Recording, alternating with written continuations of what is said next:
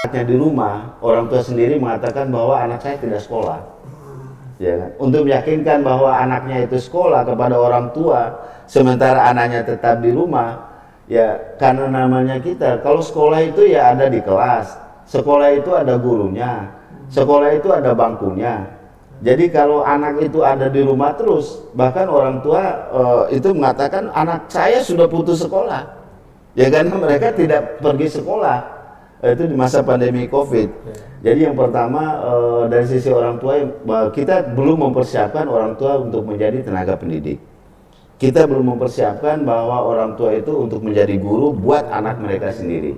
Ya karena selama ini mereka menitipkan anak mereka itu kepada guru-guru dan kepada satuan pendidikan. Dan baru pertama dalam sejarah bahwa anak kita itu ada di rumah 24 jam. Ya, kalau selama ini kan mereka tidak, bahkan 24 jam tidak ada di rumah. Ya kan, kalau dulu kan sebelum pandemi COVID-19, anak-anak kita 24 jam tidak ada di rumah. Tetapi di masa pandemi COVID, anak-anak kita ada di rumah 24 jam, dan ini hal baru bagi orang tua. Ya, kita belum mempersiapkan orang tua bagaimana membimbing dan mendampingi anak pada saat mereka belajar di rumah. Itu yang pertama. Kemudian yang kedua, belum kita persiapkan mental orang-orang tua kita untuk menjadi guru. Dan di sinilah ruang bahwa kita ingin mengatakan sekali lagi, hei Bupati Wali Kota, bahwa guru itu lebih dasar dari orang tua. Ya. Dan sekali lagi kami mengatakan bahwa anak-anak itu selama ini adalah dikawal oleh guru, bukan oleh orang tuanya. Ya kan? Kemampuan guru untuk mengkawal anak-anak itu jauh lebih dasar dari orang tua. Itu yang kedua tadi, mau mendampingi, belum kita ajarkan karena beda bahasa guru dengan bahasa orang tua, ya kan? Dan berapa anak kita pada saat dia melaksanakan tugas BDR, tugas dari gurunya, kemudian ditanya ke orang tuanya, kemudian pada saat orang tuanya menggoreng ikan, ya tentu ya alat-alat goreng itu melayang. Tetapi kalau guru kita pernah nggak guru itu melayangkan apa yang dipegang pada saat mengkawal anak-anak kita belajar? Kan tidak pernah. Jadi memang tantangan yang paling berat adalah meyakinkan orang tua, mempersiapkan mereka untuk mendampingi anak-anak mereka pada saat proses belajar mengajar. Nah ini perannya siapa nih kira-kira? Kalau menumbuhkan kesadaran sendiri dari orang tua kayaknya agak membutuhkan waktu yang lama, sementara prosesnya sedang berjalan nih Pak. Ya. Ini siapa yang harus mendorong ini? Mungkin LPM punya saran gitu. Ya, sebenarnya itu tidak nyambung kita itu dari dulu. Dari dulu. Tidak nyambungnya dari dulu, karena memang urusan pendidikan itu adalah urusan guru. Urusan pendidikan itu adalah di satuan pendidikan. Kita belum melibatkan orang tua, belum melibatkan masyarakat, bagaimana bersama-sama bahwa pendidikan itu adalah tugas kita semua. Dan itu hanya ada di undang-undang, hanya ada di pasal berapa, bahwa pendidikan itu adalah tugas kita semua. Tugas orang tua, tugas masyarakat. Pada saat dibutuhkan betul seperti pandemi COVID, baru kelihatan, ya ternyata pendidikan itu selama ini hanya ada di satuan pendidikan, belum ada di rumah. Belum ada di tengah-tengah masyarakat kita berkenaan dengan pendidikan.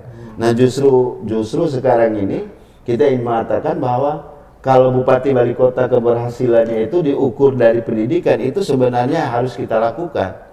Ya bukan ukuran kemajuan daerah itu dengan membangun monumen yang begitu luar biasa, taman yang begitu indah, tetapi yang ingin kami katakan bahwa kemajuan terhadap apa yang dilakukan oleh Bupati Wali Kota itu adalah bagaimana menjadikan pendidikan ini adalah satu ruang untuk kita tingkatkan. Ya misalnya kalau hostnya Bupati Wali Kota, kalau ditanya, ya kan, berapa anak yang dalam 3 tahun ini yang sudah dipintarkan, ya kan? Iya kan, misalnya sekian, itu tidak mempan bagi pemilih untuk meyakinkan itu. Tetapi kalau jembatan sudah dibangun 3, sudah dibangun 4, pendidikan itu bukan ukuran itu. Biaya pendidikan itu jauh lebih dasar dari membangun jalan dan membangun jembatan. Karena yang kita bangun adalah masa depan. Yang kita bangun adalah anak-anak kita yang mewariskan kehidupan kita 20, 30 bahkan 100 tahun yang akan datang. Kepedulian Bupati terhadap sektor pendidikan itu juga sebenarnya terbaca lewat postur APBD. Postur APBD-nya. APBD. Kalau APBD untuk sektor pendidiknya kecil, berarti ini bupatinya tidak. Ini host yang ngomong ya. Ini host yang ngomong. Kalau saya itu bisa pasti. Pasti ya. Ya, kalau APBD itu untuk pendidikan kita memang secara nasional 20%. Anggaran pendidikan melalui APBN itu sudah undang-undang 20%. Tetapi tidak semua pemerintah kabupaten kota, pemerintah provinsi yang mengalokasikan 20% dari APBD-nya. Tetapi kalau akumulasi dari dana pusat kemudian dikirim ke daerah, kalau dihitung-hitung dengan seluruhnya itu ya bisa mencukupkan 20%. Tapi yang kita inginkan adalah anggaran pendidikan ini, terutama saya ingin menitip kalau anggaran dari seluruh pendidikan, sarana prasarana dan sebagainya itu mungkin kita belum mampu. Tetapi kan kita bisa mengambil satu yang prioritas, uruslah guru. Ya, dengan peningkatan-peningkatan yang dilakukan oleh kabupaten kota dengan anggaran-anggaran yang ada. Kita belum melihat ada kantor dinas yang diramaikan oleh guru-guru kita dalam mengikuti pendidikan dan pelatihan. Ya, pendidikan dan pelatihan guru, peningkatan kompetensi 100 orang saja itu harus dibuka oleh Bupati Wali Kota. Begitu dahsyatnya baru 100 orang yang dideklar. Ya kan? Iya. Belum 2000 3000-nya, ya kan? Yang kita inginkan bahwa guru-guru kita itu memang harus setiap saat dideklar, ditingkatkan kompetensinya, dan anggarannya itu dari daerah. Kalau menunggu dari kementerian kan tidak cukup juga ya bagi ini. Ada, tetapi tidak akan menyeluruh dan tidak akan sampai kepada seluruh guru-guru kita. Ya, Pak Hos tahu nggak kalau jumlah guru kita yang sudah mengikuti pendidikan dan pelatihan yang belum? Baru 30% guru se-NTT yang pernah mengikuti peningkatan kompetensi. 70%-nya itu tidak disentuh sama sekali, belum disentuh. Karena 30%, Pak. 30%. Dasar sekali nih angkanya nih. Komparasinya beda ya. Ya 30%. Ya karena hanya itulah kemampuan dari kementerian, kemampuan LPMP. Selama ini kan pelatihan hanya dilakukan oleh LPMP. Ya kan? Kemudian menyasar 22 kabupaten dengan sasaran yang hanya minim yang kita bisa lakukan. Nah, tetapi kalau ini dikolab, ya kan, terjadi kolaborasi antara APBD tingkat 2, APBD tingkat 1, bagaimana meningkatkan kompetensi guru. Ya, saya ingin mengatakan seperti ini, ketuklah 5 miliar per tahun untuk guru itu pada APBD kabupaten kota. Ya kan? 5 miliar itu cukup lah setahun untuk peningkatan kompetensi guru. Untuk peningkatan kompetensi guru. Saya butuh penegasan Pak Irfan. 30% tadi itu di cover oleh LPMP. Ya, yang selama ini kita lihat sasaran yang dilakukan itu hanya 30%. 30% dari sejumlah guru kita yang bisa dilatih dalam 1 tahun. Dan kita belum pernah melihat ada APBD yang begitu ini yang bisa 300 atau 400 atau 500 untuk pendidikan dan pelatihan.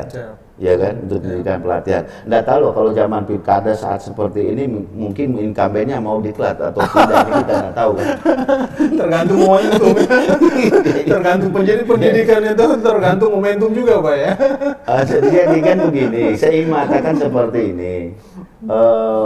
Satu-satunya jalan untuk kemajuan daerah itu hanya ada di ruang pendidikan.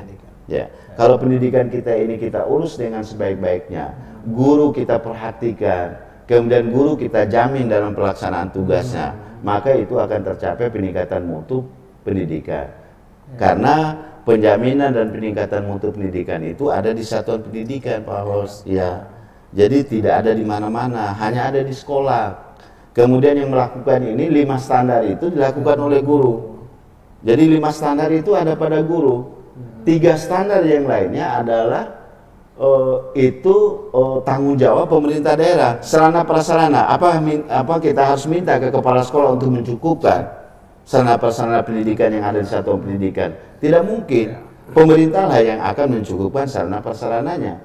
Kemudian yang kedua, standar pembiayaan. Apa kepala sekolah kita harus suruh mengemis ke sana sini untuk mencukupkan pembiayaan pendidikan yang di satuan pendidikan? Tidak mungkin. Dan itu hanya daerah, pemerintah daerah. Nah, jadi 2 standar. Kemudian standar pendidik tenaga kependidikan. Ini Jadi dua standar, standar pembiayaan, standar sarana prasarana itu hanya dicukupkan oleh pemerintah daerah. Yang 5 itu sudah dilakukan oleh kepala sekolah. Ya, tentang 5 standar tadi mereka sudah melakukan itu. Tetapi kalau 3 standar, 2 standar ini tidak didukung, tidak memberikan support yang begitu luar biasa, maka apa artinya yang dilakukan oleh guru-guru kita selama pemerintah daerah tidak mencukupkan sarana prasarananya, ya kan? Apalagi sekarang ini kurikulum disederhanakan, ya kan? Kalau tidak punya garis ya cukup dengan papan panjang yang lurus itu bisa garis sekarang ini. Ya, guru-guru kita juga tidak menuntut mereka untuk beli garis. Banyak penyesuaian ini. Iya, banyak penyesuaian. Ya kalau anak-anak kita belajar renang ya tidak harus sekolah membuat kolam renang. Tetapi pakaikan pakaian renang, kemudian mereka berdiri di pinggir kali seakan-akan kali itu adalah kolam renang. Kan bisa dilakukan. Itu pun sudah sedemikian dilakukan oleh guru-guru kita, oleh satuan pendidikan, ya kan? Terus pemerintah daerah itu harusnya memberikan begitu yang luar biasa. Bukan berarti bahwa selama ini tidak diperhatikan, tidak. Kalaupun sudah diperhatikan, kami ingin menyatakan bahwa sekarang ini lebih diperhatikan lagi, karena pendidikan itu adalah sesuatu hal yang bukan sesuatu hal yang penting lagi, tetapi keharusan. Kebutuhan. Ya.